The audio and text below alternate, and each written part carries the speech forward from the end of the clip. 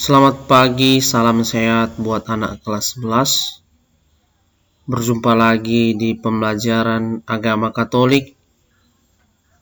Dalam pertemuan kelima ini kita akan memasuki pembelajaran kita dengan judul materi Gereja yang menjadi saksi Kristus. Pertama sekali kita harus mengetahui apa itu gereja. Merupakan saksi Kristus yang berarti menyampaikan atau menunjukkan apa yang dialami dan diketahui tentang Kristus kepada orang lain.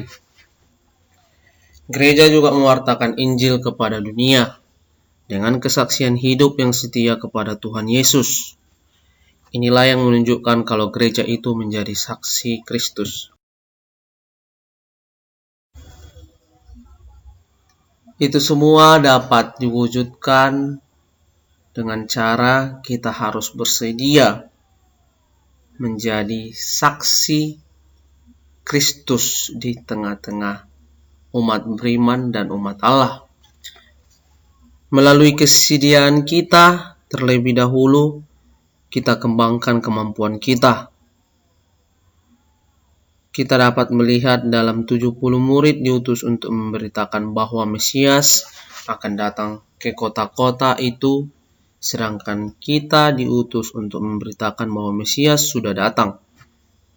Kita dapatkan di Alkitab bahwa Tuhan tidak mencari kemampuan ada orang-orang yang dipilih atau diutusnya. Dia memilih nelayan yang tidak berpendidikan menjadi rasul-rasulnya. Dia memilih orang-orang yang bersedia untuk melayaninya. Belas kasihan atau compassion dapat dilihat dalam kitab suci atau di Injil sinoptik Matius, Markus, dan Lukas. Di situ dapat kita lihat di slide ini dikatakan tuaian memang banyak tapi pekerjaan sedikit.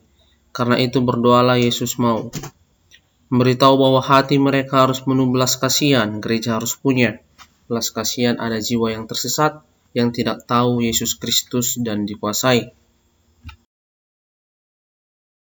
Waspadaan, seperti anak domba di tengah-tengah serigala, waspada akan apa? Karena di tengah-tengah menjadi saksi Kristus, kita tinggal di dunia yang bisa menghancurkan hidup kita sendiri. Kalau kita tidak hati-hati, sering kita menghabiskan waktu kita untuk hal-hal yang tidak berguna, main game, main internet, nonton film, dan hal-hal lainnya di dunia ini. Akhirnya kita terjebak, kita cinta dunia, cinta harta, cinta entertainment, dan lupa dengan apa tujuan kita sebagai anak Tuhan. Injil pertama diwartakan dengan kesaksian, yakni diwartakan dengan kata-kata tingkah laku dan perbuatan. Gereja juga mewartakan Injil kepada dunia dengan kesaksian hidupnya yang setia kepada Tuhan Yesus.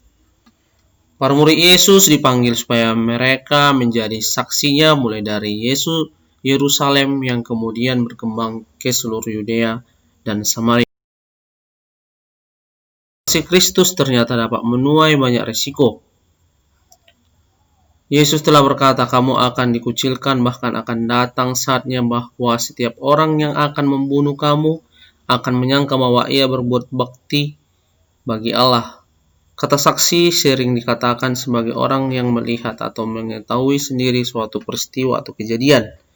Menjadi saksi Kristus berarti menyampaikan atau menunjukkan apa yang dialami dan diketahui tentang Kristus. Sekarang menjadi saksi Kristus mulai dari Yerusalem, Yudea, Samaria, sampai ke ujung bumi berarti menjadi saksi Kristus mulai dari rumah atau keluarga, sanak saudara, tetangga, lingkungan sekolah, sampai ke ujung di mana hidup kita nanti berakhir. Kita dapat menunjukkan hidup yang penuh kasih dan persaudaraan di tengah situasi yang syarat dengan permusuhan, kekerasan, dan teror.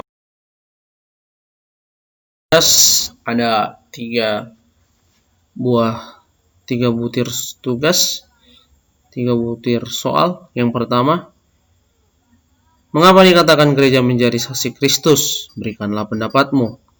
Yang kedua, apa bukti nyata mengapa gereja dikatakan sebagai saksi Kristus dan apa dasar dan hakikatnya?